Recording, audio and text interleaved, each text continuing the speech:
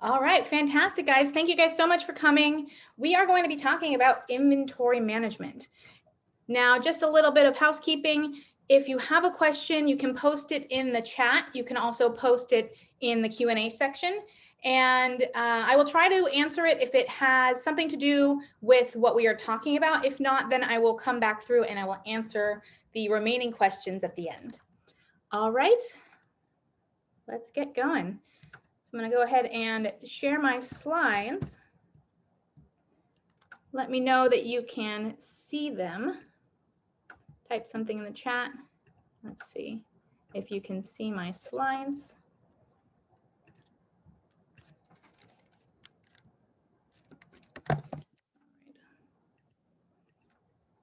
Okay, great, fantastic. So you can see that.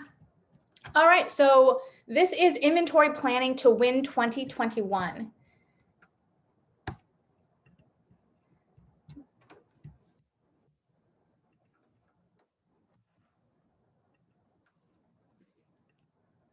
All right, so just a little bit about me. So I am Chelsea Cohen. I've been a seller on Amazon since 2014, and initially started out at in about 2017. I started talking about copywriting, became a copywriting expert for Amazon specifically. So I've been featured on AMPM podcast for that, and then again, most recently for inventory management. Talked on Seller Stories with Jungle Scouts, been on stage at various different places like the Amazing Summit. And so have been around the Amazon space for some time. And what ended up happening was in about 2018, I realized that a lot of my money was being lost in silly inventory mistakes, right? So some of these mistakes were things like, over ordering, under ordering, ordering too late, these types of common mistakes that most Amazon sellers experience. So what I ended up doing was I ended up sort of diving into inventory management, really working to figure that out. And in that process, I realized that there was a lot that had to do with inventory management. There were a lot of moving pieces. So I was trying to build a system, and that system was taking a lot of my time. So of course I looked for a software to help me out with that. And the softwares I was finding were either extremely expensive or they just didn't work for my business. Maybe they would work for some products, not for other products. And so I decided I wanted to figure out why that was and to build a better system. So went along trying to build the better system and ended up meeting someone named Dan Fernandez. And Dan Fernandez is my business partner. He is the founder of Thomason.com. And so we got together and we basically have been eating, sleeping, and breathing inventory management for about 2.5 years now. I've talked to hundreds of sellers about inventory management and what makes up good inventory management, what mistakes they've been experiencing, and finding a lot of the common reasons why sellers run out of stock. When you talk to hundreds of people, I've also been dealing with, we send out email campaigns for lightning deals and holidays for our copywriting clients, and seeing some of the mistakes that are made on the marketing side of things. I've been able to isolate some of the reasons, some of the top mistakes, and then some of the best practices. So what we're going to be going over is best practice for inventory management and what that has to do with your marketing and what that has to do with properly scaling a business. All right, and I see we have one person raising their hand. Is there a question? Let's see. There's Sanella. Sanella's raising her hand. Looks like, oh, I guess it's gone now. Okay, fantastic. So I'm going to go ahead and talk about first the most common inventory management mistakes. All right. So the common inventory management mistakes. So the first one is under ordering, right? So that's just, that maybe your data's off and you didn't order as much as you should have, right? There can be various different reasons for under ordering. It can be bad data. It can also be that your sales picked up more than they should have, but there are ways to prevent this. So we'll give a little bit of an example of common under ordering mistake. One example could be that you stocked out last year. If you're using last year's data to predict next year's orders, such as Christmas time, you can look at, for example, that you sold 6,000 units during Christmas. Well, if you haven't remembered that on this particular product you stocked out for a week, then you could have potentially lost 1,200 in sales. If you place the same order that you placed last year, if the same things happen, you could potentially lose out on another week of sales and make the same mistake twice. So that is why it's important to actually look at data more granularly and to filter stockouts out of your equation. So we'll talk about how to do that. Next is over ordering. So over ordering is kind of the other side of the coin. It is essentially, maybe you've got bad data in that you had another instance occur where you had a bunch of sales, right? You could have had a lightning deal. You could have, worked with an influencer, maybe a media outlet such as, the Today Show mentioned you and you forget that. Or maybe you were doing inventory that year, and then the following year you've got someone else who's doing inventory. That's another thing to factor in.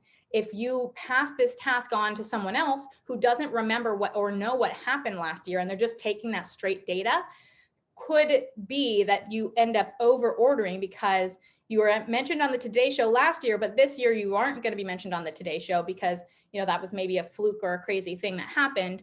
And so then you end up over ordering, right? So say, for example, 3,000 units of excess inventory. That's a lot of money that's tied up. It ends up costing you money in terms of storage fees, and you're not able to scale as quickly as possible because you have all your money tied up in inventory that's not moving, right? All right, and then the last one is cutting it too close. And this can lead into stocking out. It can lead into under ordering, but it might be that your ordering is correct. The number of units is correct, but maybe you just didn't order on time. And a lot of that happens because it takes so long to put our reports together. We have so many things going on. We're a solopreneur, or maybe we just have a small team. And so we put off the ordering until it's too late. Or maybe the cash flow is an issue and we're putting off the ordering because the cash flow is the issue. We don't have enough to place that order, or we're nervous about our cash flow. So we just cut it too close. And we realize that we should have ordered 2 weeks ago. And now we're doing things like expensive air shipments or stocking out. So those are the 3 most common mistakes. There's a lot of different reasons behind them, but the things I'm going to talk about are systems that you can put in place that will help to eliminate the majority of these issues or safeguard you against them. Now, inventory management is funny because you can't really predict the future, but you can do your best to try, right? You can use past data as well as your future plans to be able to put together a good picture of what you might be able to see with your inventory, right? It's part science and part art. And that's one of the problems with some of these other softwares or other systems, is that when you're only using the data and you're only using the science part and you're not adding your marketing plans or, the art of inventory management, when you leave that piece out, you're leaving an incomplete picture, and then you can end up stocking out. All right, so we're going to talk a little bit about Amazon's IIP Bomb. We all know that they launched this bomb. They lowered the inventory performance index score, and that caused a lot of people to have storage limits. We're still working through that. We are starting to see them come up a little bit, but it is something that has been a problem for people. So I'm going to stop sharing real quick. So I just wanted to kind of touch on that. It changes the way that everyone's been doing inventory. So as I continue to talk through this, I'm going to be talking about things like warehouses. And one of the things that I'm going to offer at the end is, when I send out the replay for everybody who stays on the call, I'm going to send out a list of warehouses and fulfillment centers, because we are kind of moving in that direction where you have to have a plan and you have to have another warehouse and not just rely on Amazon. And that's truly my belief, is that Amazon doesn't want us to use them as a storage facility. So more and more we're having to find other alternatives. All right. Okay, so we're going to go into inventory management best practices. So what are the best practices? So first and foremost is your data, right? What are you looking at? What's the data that you're using to determine your sales? That is the most important thing to get right. And there's a couple of different ways of looking at it. The way not to look at it is just to take the bold numbers, right? Looking at, okay, from this period to this period, I sold X number of units, so I'm going to place an order for that as well. If you had a stock out, if you had a sales spike, if you had some crazy thing happen that varies at all, that's going to be wrong. So we actually use something called adjusted daily velocity.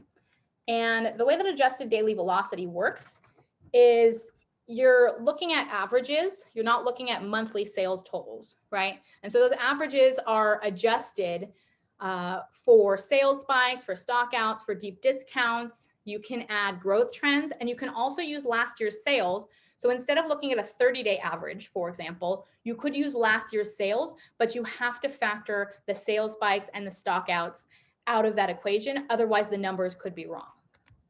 So you're forecasting based on your true velocity, not based on total number of sales, where you have some weird things going on that throw your data off.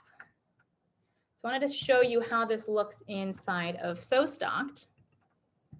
Right, and if you're not using SoStocked at this time, you could also apply these same principles to whatever, I won't say whatever system you're using, because I'm not sure some of the formulas for other software are a little bit different, and you need to understand what those formulas are based on.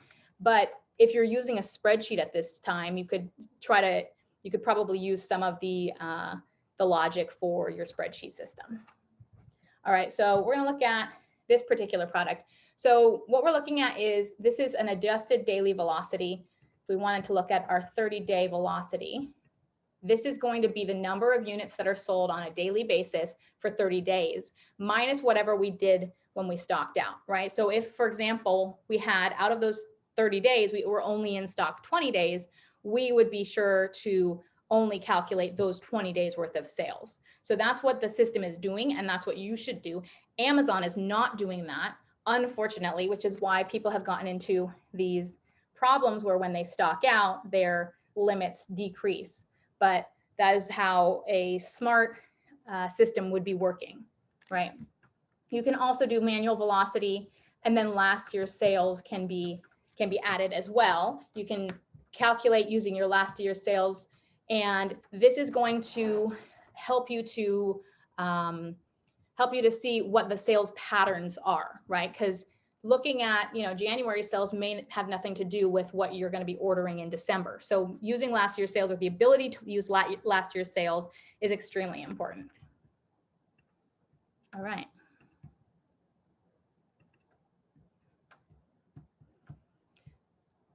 So after velocity, the most important thing to do is to start adopting a buffer stock. If you left with only one tool or one system that you applied, I would say buffer stock would be that system. And buffer stock is essentially, it's like a false zero. It is an extra amount of inventory that you are adding to your forecasting, right? So for example, if you have, you're selling 10 units a day, you might want 30 days worth of inventory. That would be, 300 units a day, or 300 units extra. So that means that you want to order so that you have that extra cushion at all times. So how that would work in our system, is that you've got this extra inventory that you can add. So you can add it in number of units, or you can add it in number of days. So if you wanted 300 units of buffer stock, you would add 300 units as your minimum. And this is important because if there's anything could go wrong, you want an extra amount of inventory that can kind of bail you out, right? It's kind of like you're driving your car and then your empty light comes on. You know that you're not going to be stuck on the side of the road. You know that you get this warning in time to get to the gas station, right? You have 20 miles worth of gas left before you have to fill up your tank again. So the way that we recommend to do the buffer stock is actually a number of days. Number of units is fine, but number of days will fluctuate based on your sales. So if you're selling 30 units a day versus 10 units a day, your buffer stock will vary, because if you've got 300 units of stock and you're selling 10 units a day, then that's 30 days worth of stock. But if your sales go up to 30 units a day, that's only 10 days worth of stock. So you want to use a buffer stock in days if you can. All right, and then we're going to explain a few guidelines to buffer stock.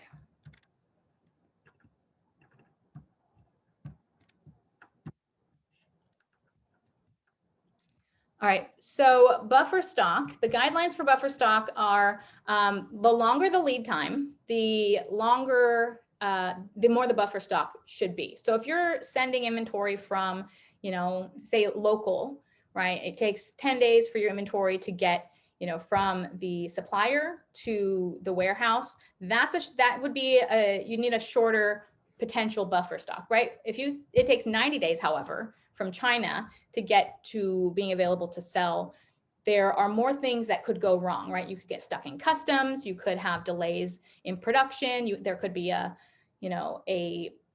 storm off the coast of China that delays all the shipments, there could be container shortages. All of those things that could possibly go wrong mean that having a larger buffer stock gives you more protection. So that's one simple guideline, is if you've got a long lead time, you want a decent amount of buffer stock, right? Another one would be, like I said, in days is better than in units. It fluctuates with your velocity. And then you could have an FBA buffer stock and a warehouse buffer stock. Some people like to do this, right? And the last thing on the subject of buffer stock that most people don't know or realize is there's something called geo ranking. And what geo ranking is it's simply the concept that your ranking could be different in different parts of the country, right? And Amazon essentially has one commitment, and their commitment is to the customer, making sure the customer is happy, making sure the customer comes back, making sure the customer wants to shop at Amazon. And part of this is they've got their returns, they've got this prime shipping, this 2-day shipping, and Amazon's 2-day shipping is their commitment to the customer.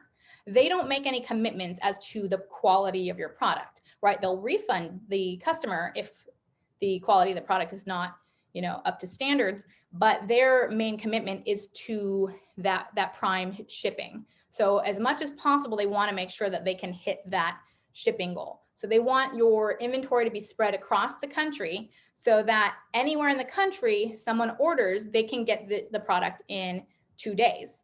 Well, if that is not the case, if you don't have enough inventory, let's say you have 2 days worth of inventory left at Amazon, it's a lot harder to cover the entire country with your inventory if you have such a shortage. So what Amazon's going to start doing, their algorithm is actually going to start pushing you down the ranking, right? Your ranking is going to suffer in a particular area. It may not be something that you notice at the time because you may be not be in that area, right?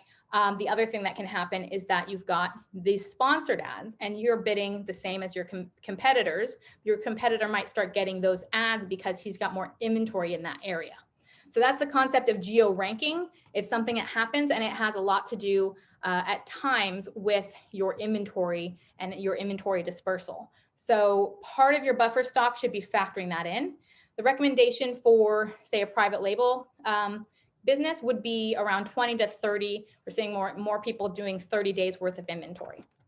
So just something to keep in mind, not to run too lean, even if you do have a shorter lead time. All right.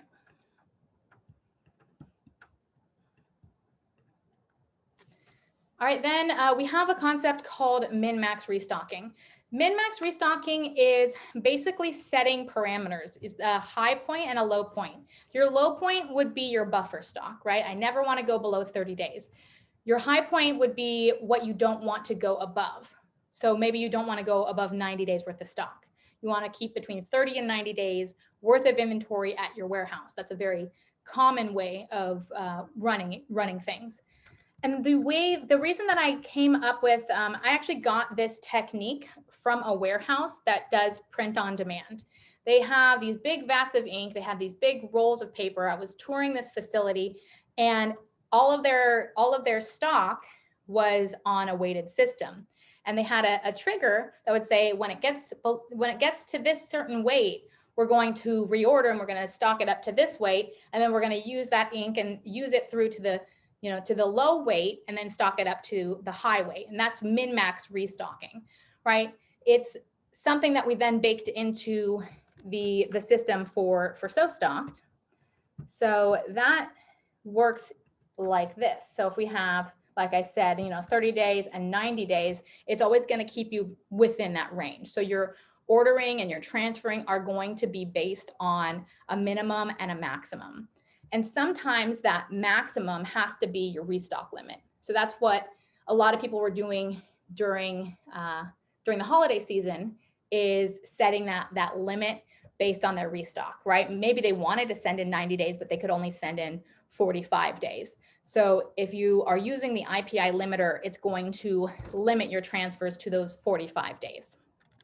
So that's just something to factor in. If you are not using So Stocked, you can also find the restock limits inside of Seller Central. If you go under the fulfillment reports and you go into, it's called the restock report, right? Restock inventory report. All right, so some general reasons why MinMax Restocking is beneficial. First of all, you're optimizing your inventory levels, right? Making sure that you stay within a healthy range, which Amazon likes to see. Staying within that healthy range, not stocking out, not carrying excess inventory, having a good sell-through rate. Those are all things that Amazon looks for, and those are the things that they score you on, right? They don't want you to carry a bunch of inventory that you can't sell within, 6 months, a year. You're going to be penalized if you've got a lot of that inventory. So it keeps a good healthy level of inventory. It's going to help you reduce stockouts, reduce those storage fees, and it's going to allow you to create a system. This is more important than some people think. A lot of times people think that they can't pass that inventory task on to someone else. They don't have a system in place. This puts that system in place. So if you feel like you can't pass the inventory task to your VA or to someone else, it's probably because you haven't put this system in place. MinMax Restocking is very helpful for doing that, right? All righty.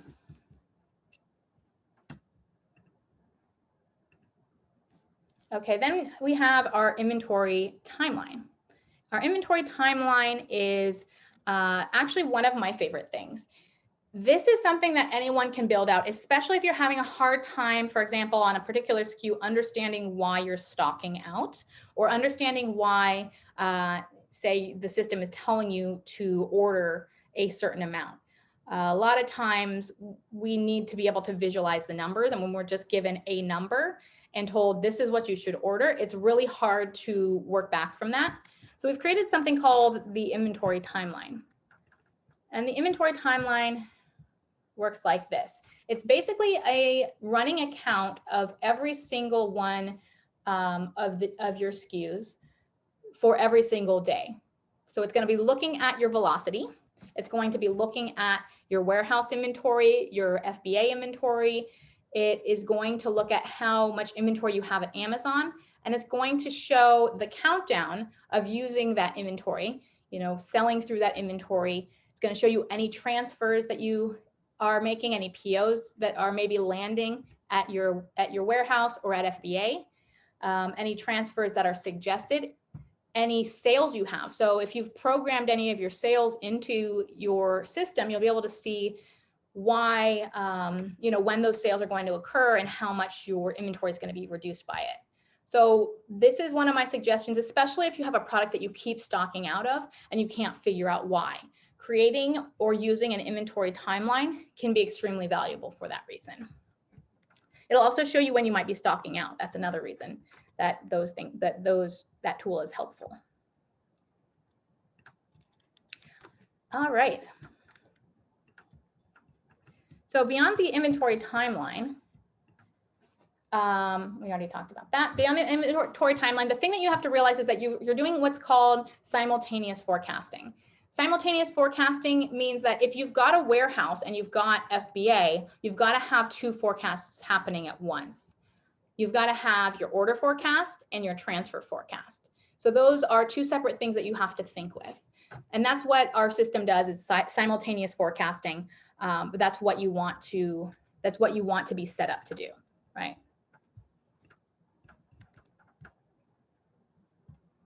All right, any questions? You can post any questions in the chat. We are getting through this pretty well. Do have one question. All right. Let me see what this question is.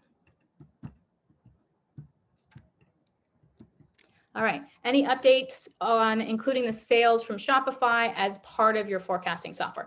Yes, so we're working on that right now.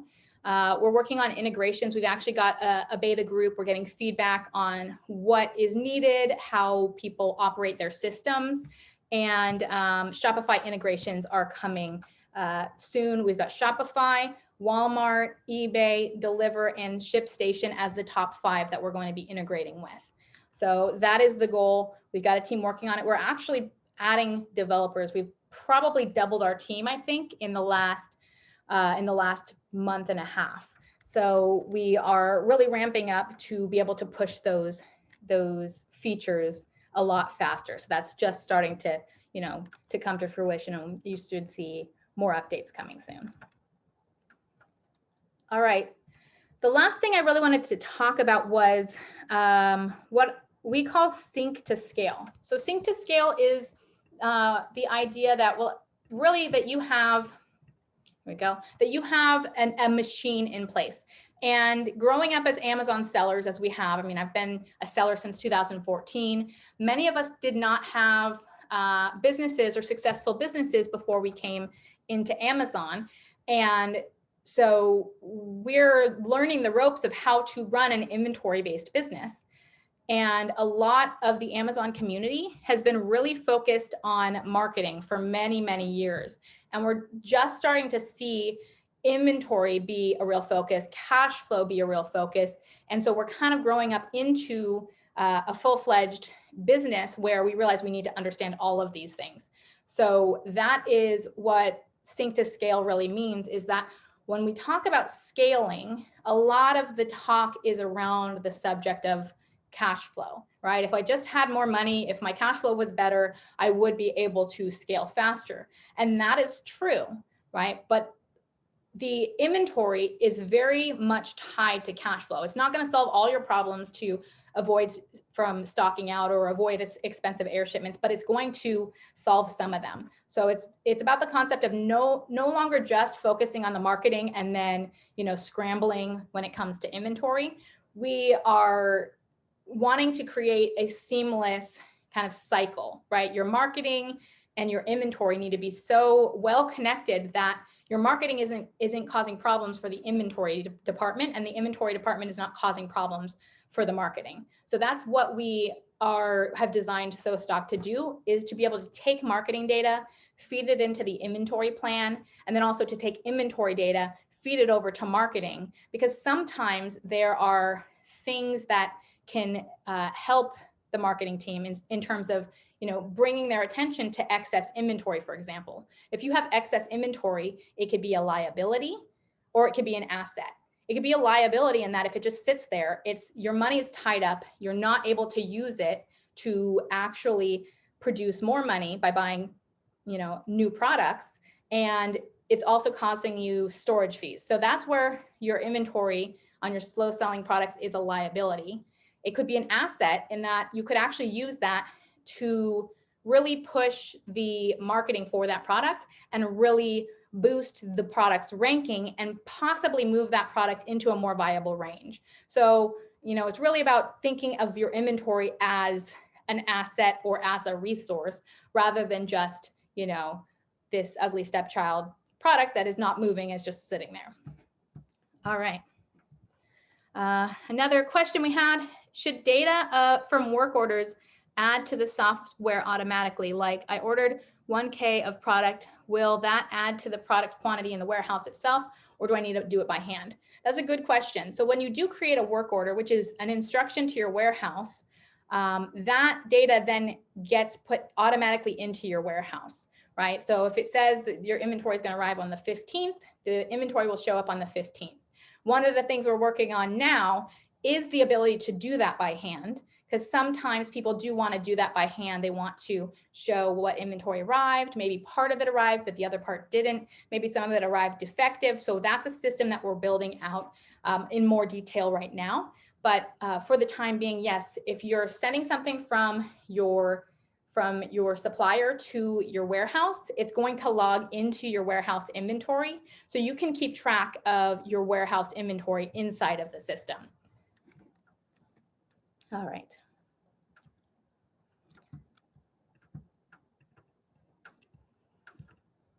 Okay, so on the topic of marketing, I'm going to cover a couple of things that can go wrong with marketing. I like to say that a good marketing plan can turn into a bad marketing plan when it leads to a stock out, right?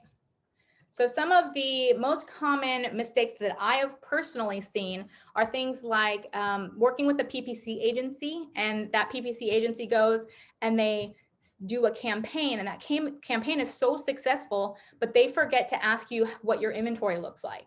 And your inventory then stocks out as you're trying to build up the PPC campaign sales, right? So PPC campaign stocking you out. Another one would be doing deep discounts, right? Say it's Mother's Day. You want to do a Mother's Day sale because you just realized that there was a holiday and you have an email list and you should do something with it. You could do that sale, 20% off discount, bunch of people buy your product, you know, you're very excited, it was very successful, did very well, and then the next month you're stocking out. Well, that's 20%, a 20% coupon that you've just given that cost you money when you could have potentially not stocked out and made full price sales, right? Another one would be you make a listing optimization change that doubles your conversion. Well, that's a great thing, but if you don't have enough inventory, maybe you need to hold off on doing those listing changes until you actually have enough inventory. So these are all things that I have personally seen happen, personal reasons for stockouts. The important thing to understand with the cost, we all understand the cost of stocking out. We understand that we lose sales and stocking out. We understand we have to re-rank and there's a cost to that. If we have to airship something, we understand there's a cost to that as well. But the things that we don't think of or don't quantify are the cost that it took to run into a stock out, right? What did you pay to Amazon in sponsored ads? What did you what coupon discounts did you give that, kept you from making full price sales, right? And even worse, if you're paying a PPC agency and they stock you out, you just paid them and they stocked you out, right? So those are all the costs that lead into stockouts. It starts to get a lot more wasteful in terms of our profit margin, in terms of our bottom line, in terms of, how much money we make in our business when we stock out. A stock out is very expensive, especially if you use marketing to drive into a stock out. Something to keep in mind, something that hopefully one day we will quantify. That's some of the things that we're hoping to do inside of SoStocked is to start to get really granular on the profitability over time, right? So things to come for sure. All right, let's jump on into the next one. Let me go over here. Okay, I wanted to cover really quickly the inventory. I want to really quickly cover the inventory. Sorry, I'm having technical difficulties. I got a new monitor, so I'm trying it out, but I'm not sure if I'm sold. Okay, the accuracy. So I want to talk about the accuracy of inventory, being able to account for all of your inventory. Because a lot of the time what people say is not just that they need help with forecasting, but they need to know where all their stuff is, right? Who has my stuff? Where is it? When is it going to arrive? So tracking that becomes extremely important. So you need to know what your available inventory is. You need to account for your reserved inventory minus customer orders. So whatever Amazon is transferring to and from various different warehouses. You need to know what's inbound to Amazon, and then all of that for your warehouse. What warehouse inventory do you have? What's inbound to your warehouse? And what is currently being produced by your supplier, right? So you need to have a good grasp on all of these things in order to be able to account for everything. And you can't have a proper forecast if you don't have those things. So we have a couple of different ways of tracking that, right? We have inbound shipments that you can see here, but your inventory on hand will be a guide that will show you everything all in one straight shot. So your available inventory, it's got your reserve, anything inbound, your warehouse stock, which warehouses have what inventory, and anything that is currently in production, right? So you have to have that complete picture in order to have a good grasp on your inventory. And then lastly, cash flow. Cash flow is extremely important for being able to grow and scale your business. Your ability to scale is directly proportionate to the intelligent use of your capital. So using inventory and supply chain properly will help to free up some of that cash to be able to expand more quickly. Because if you're spending money on expensive air shipments or you're stocking out, that really disrupts the cash flow. So that is an extremely important thing to note. We did have a user who came into SoStock and had been doing a lot of air shipments because these things were not in place. The buffer stock was not in place. The alert systems, the tracking, the ongoing tracking, right, and fluctuation and planning were not in place. So once this user put these things in place, those expensive air shipments stopped, and the change was went from $1.20 per unit to about 45 to 55 cents per unit. That is a significant change in cash flow. So that's something to keep in mind. If you have been stuck doing, a ton of expensive air shipments, putting these systems in place can really save you. You could add $150,000 a year to your business, which is, what some people have been able to do, is adding more cash flow into their business so that you can invest in your products and in your expansion. All right, the last thing I want to talk about, which I mentioned earlier, was this problem with the restock limits. I truly believe that Amazon does not want to be your storage facility. They want to be a distribution channel. And beyond that, they're really, they may be your main sales channel, but they shouldn't be your only distribution channel. So what I mean by that is that, for one, Amazon's created these guidelines that are kind of limiting the amount of inventory they're willing to store for you. So having a third-party warehouse becomes important, but then having a fulfillment center is also important. One of the things that kept limits from dropping, when you have a restock limit, what ends up happening is that you stock out and then your restock limit drops. FBM sales actually will help to keep your restock limits from dropping so drastically, because FBM sales are actually counted in the restock calculation.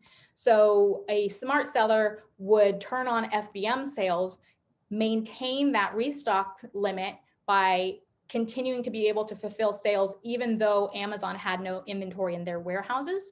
And that is what will help you to, say this happens again, right? We're starting to regain restock limits, but this could happen again next Christmas.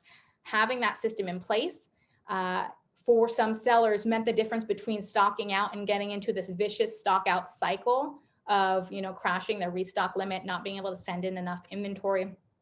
Having that fulfillment center gets you out of that cycle, and it keeps you kind of in the driver's seat.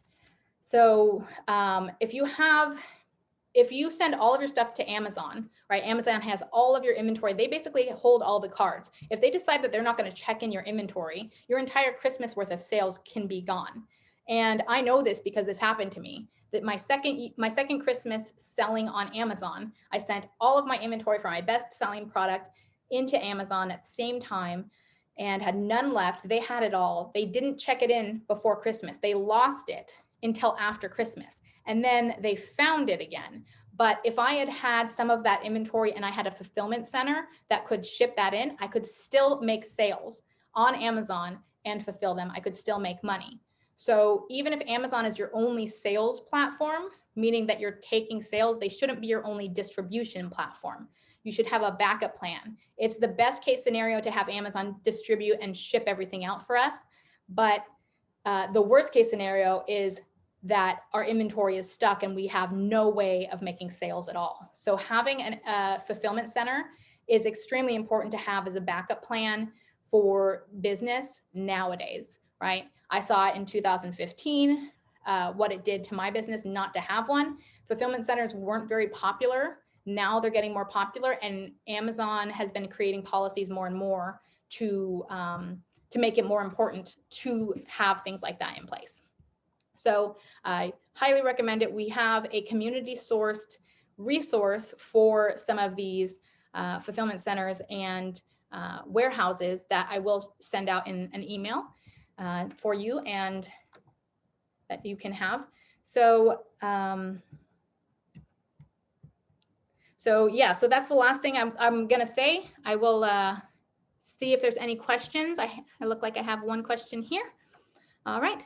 What is forecast accuracy rate in stocked in recent times as compared to real-time sales data? So your data is in stocked is based on the direct API link. We are pulling your data in real time, and you're able to create whatever calculation you want. So that's the basis of the stocked algorithm. So we can say, look at what your trend is. We can look at what the patterns are, and you can never have 100% accuracy. Things always change. Things are always different, but you have accuracy of data that goes into the system, right? So that's very important to note.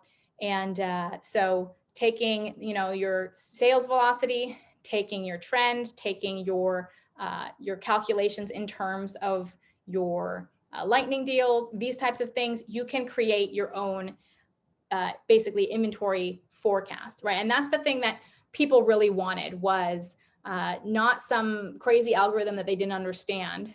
A lot of people use spreadsheets today, right? There are systems out there, but the way that SoStock came about was I was looking for a system, and everyone that I asked said, we have tried all these systems, none of them work right, we're back to spreadsheets. And so we basically took the spreadsheets that people were using that they said, these spreadsheets work, they're prone to user error, they take a long time to create, they're not automated, I don't get alerts from them, but these systems work and my calculation works, and I know my calculation works, but I need to do it faster. And so that's what SoStock was designed to do.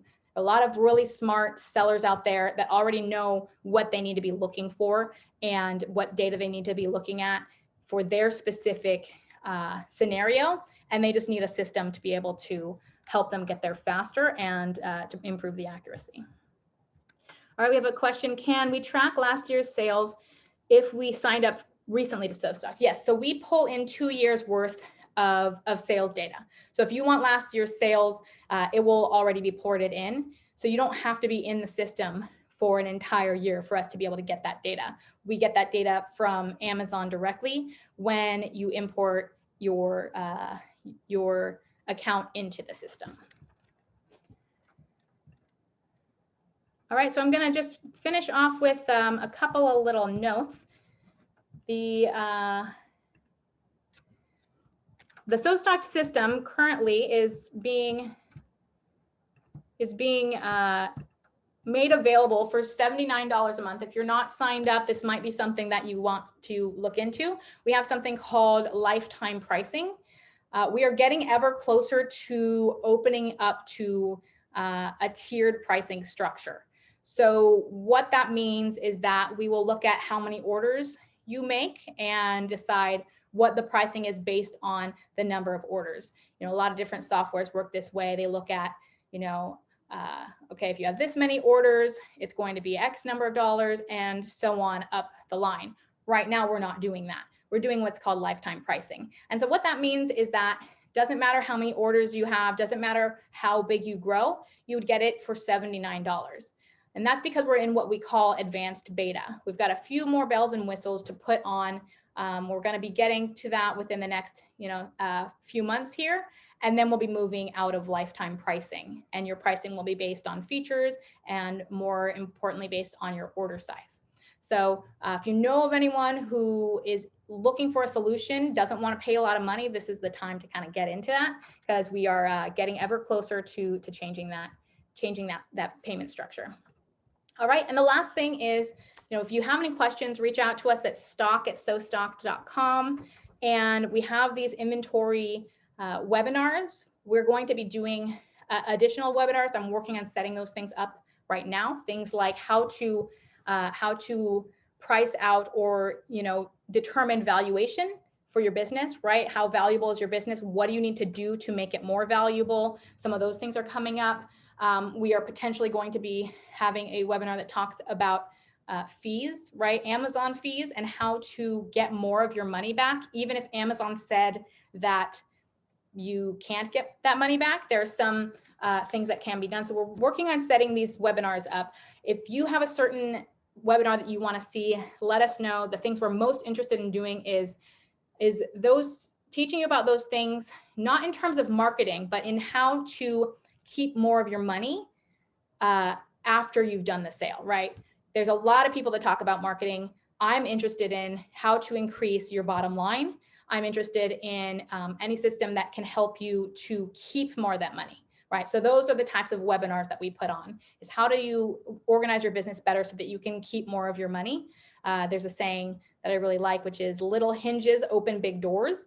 And I truly believe that a lot of us could be keeping a lot more of our money. That's where So Stocked is headed. We're going to be building out logistics and cash flow systems that help us to determine how we can change things logistically, whether it's our payment schedule with our supplier, or the fees involved with warehousing and how to optimize our shipments to save more money.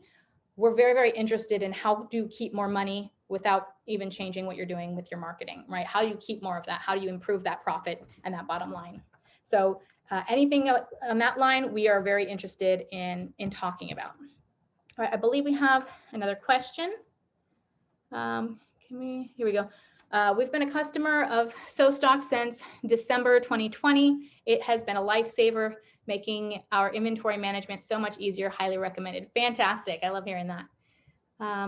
Okay, that's great. Yeah, that's the last of the comments. Yeah, we strive to make things better. We love the input of sellers. We look really, really smart because we listen to a lot of really smart people. And we implement those things. So that's it's been extremely valuable to work directly with the sellers. I talk to sellers on a daily basis, and so does my business partner. So I'm very happy to have you. Look for our other upcoming webinars. They will be posted soon, and I will go ahead and send out the replay when this is done uploading. Thank you guys so much for being here.